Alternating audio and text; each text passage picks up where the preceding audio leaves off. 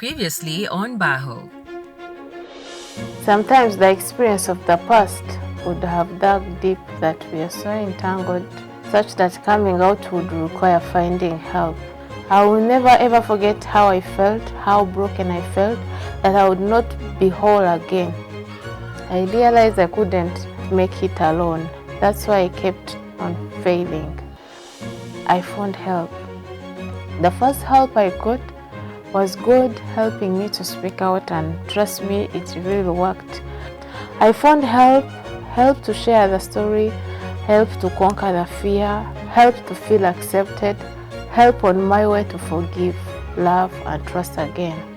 This alone was a dream coming true. There is a belief that if it happened long ago, you are lying. Let them not believe you, but you need to voice out that ugliness and be free. There is help and healing in speaking up. Let us speak and get help.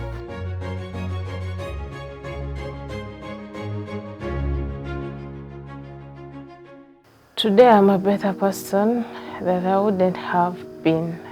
God had a plan. God has redeemed me and took what Satan meant for harm and worked it out for good. It was terrible. I felt as if I've been feeling miserable forever.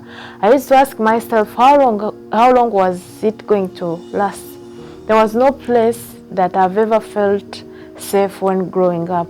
I know that many of you, I'm just like telling my life story today. Sexual abuse is so shaming that nobody talks about it. At school, I pretended to have a normal life, but I felt lonely and different all the time. I had a terrible, shameful secret that was eating me alive. The first time I opened up to share, I whispered I was sexually abused for years, and I've never told anyone.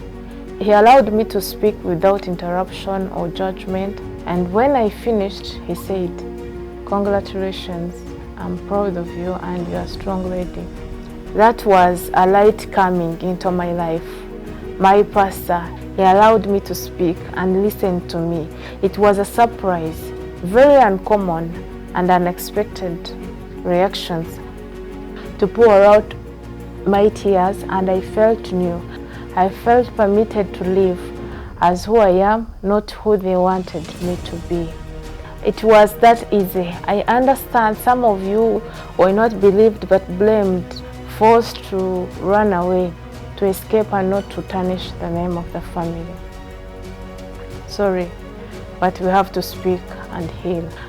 A child who is sexually abused needs reassurance that she is beloved, is not to blame, and will be kept safe from further harm. There are some people who offend us not knowing, asking questions like, "Why don't you get over it? Why didn't you stop him? Why didn't you tell? You talk too much about it." Don't let your past define you as if that's easy. He was an adult. He was only 3 years. Those questions keep many survivors from telling, and that's the basic medicine. Telling the truth of what happened to us, otherwise the pain will be released somewhere. It will be worse. Now I'm healing, happy and thriving, but it hasn't been like this before. There were these emotional and physical sensations that you get that bring up past dormant memories, which could make me scared, frightened to death, shaking from the experience. Maybe you could immediately brush it off and move on with life, but me, I developed anxiety and depression. I was a mess and devastated by the recurring thoughts and feeling once again of a victim. I had to develop a protecting strategy that whenever I'm alone, I should be having a movie created in my thoughts with good things. For example, me being a president, a successful person, a happy person, and take my imaginations there so that I won't be having those memories in my head. Sometimes it could work, others not, and that's the time I couldn't sleep without being on the drip in the hospital. I was suicidal. It's difficult in that amount of time to describe how horrible it's for a survivor to remember the abuse and feel once again violated, isolated, and alone. God has done a lot in that era.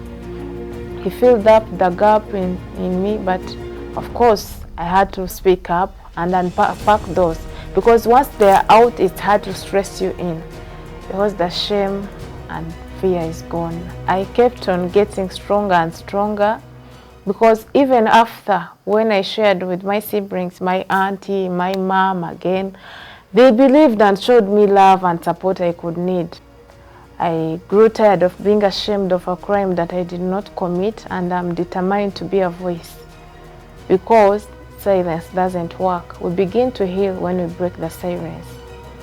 I'm sharing my story to help other victims of abuse, hoping that even with all its terrible details, it will help them move on just like I did. I want to reach out to those survivors and those victims. I want them to know that these things happen, but it doesn't mean that you have to be defined by it for the rest of your life.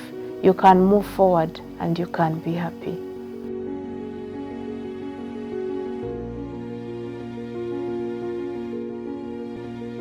Follow us on our social media platforms and watch out for more on our next episode.